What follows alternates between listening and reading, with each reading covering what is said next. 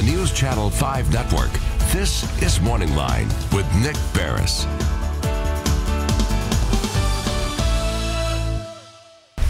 Good morning, everyone. Thanks for joining us on MorningLine. We're coming up on a big wide shot to start things this morning because we have so many great guests. All right, now, yesterday we talked with two state lawmakers about efforts to toughen the laws, cracking down on some of these things that are showing up in opioids.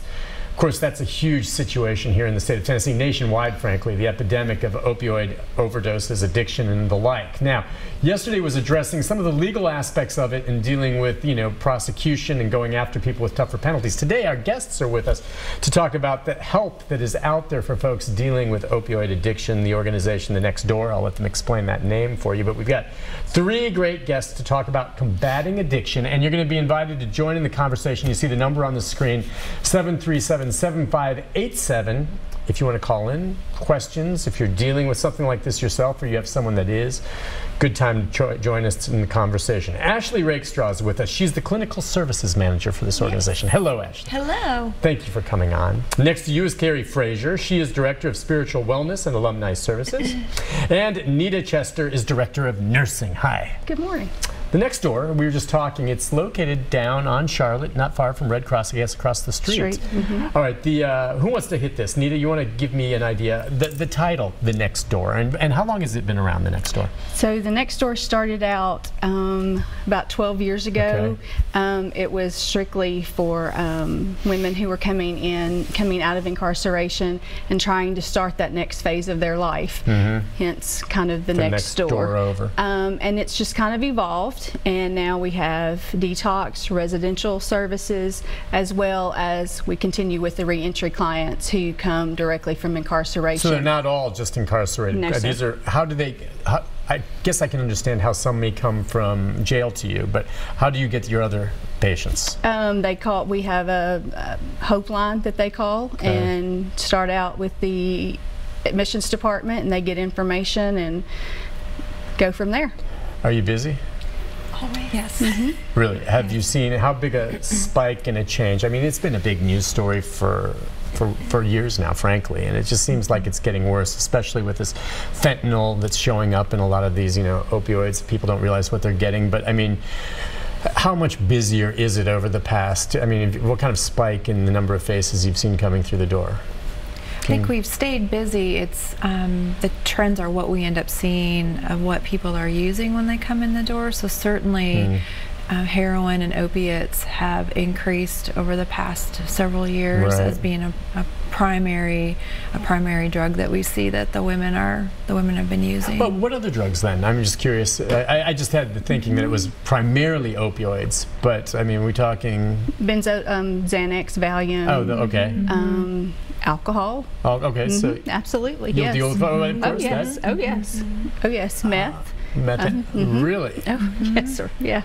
You don't see the stuff like LSD and things like that, do you? Not really. That's not really around anymore as much. Not common. Not common at all. But yeah, all right. As far as the powerful opioids out there, yesterday those lawmakers were talking about, fentanyl is what's supposed to be like 100 times more powerful than morphine. Well, it's a nasty. And then there were a couple others that were like 1,000 times more, where they say it's to the point now, and they're like, why do we need something 1,000 times more powerful than morphine? And they said police officers were, cleaning this stuff up, and then just a touching on the skin, and they're having a reaction.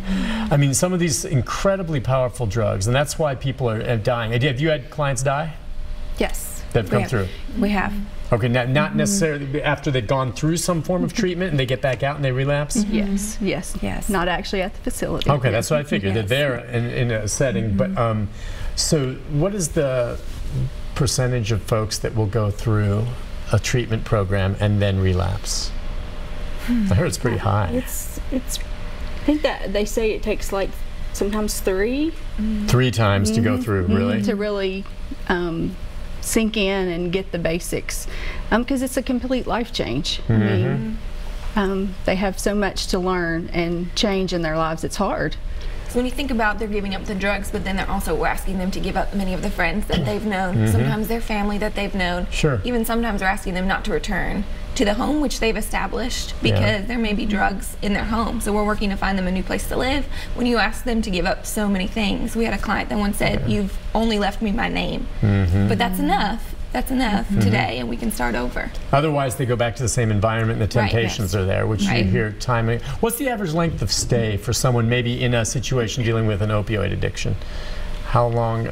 It just depends. 14, 30 days, something like that. Okay, and is the decision made by you there, or do they say, I can only stay for a week? Or how does that work? I mean, it's not a prison, so they can leave if they want to. Absolutely. So you have to convince them that, look, you're not ready to go yet if they want to leave, right? And if, is that, but 30 days? I just can't see someone kicking an opioid addiction in 2 weeks. In fact, I guarantee you that doesn't happen. I'm sorry. If you say it did, I don't believe you. It's just 2 weeks isn't going to happen. Ideally, we would like them to stay 30 days and then they have treatment. And then step into our intensive outpatient program, and then step into our aftercare.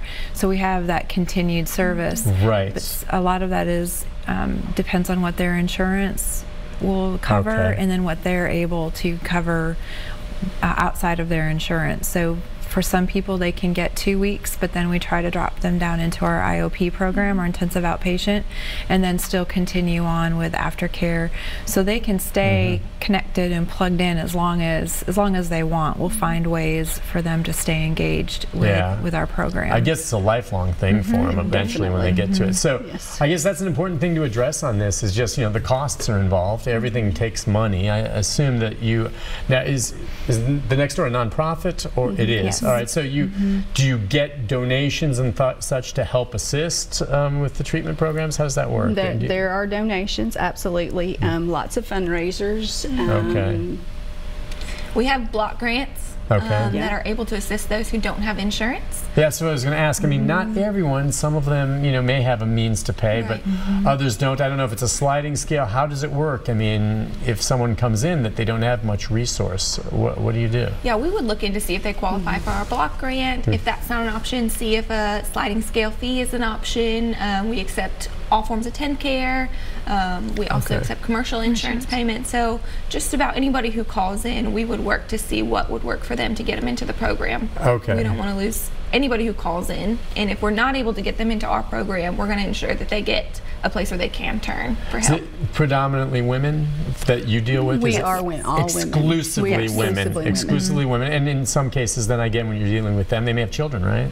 Yes, sir. Huge issue. Oh. Okay, we'll talk about that too. And do some of them coming from an abusive situation, maybe? Yes, so do you have shelters that are secure, so that if the abuser shows up?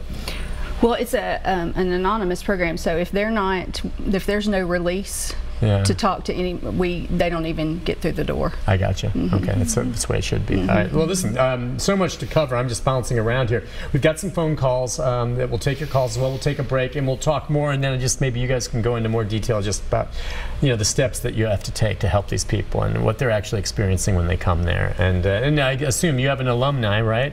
So you can tell us about some of the success stories as well. So we'll take a break and be back with our guests as we're talking about combating addiction. Opioids is the biggie, but there's other things as well, as you said, alcohol and the like. So we'll take a break and be back with more right after this.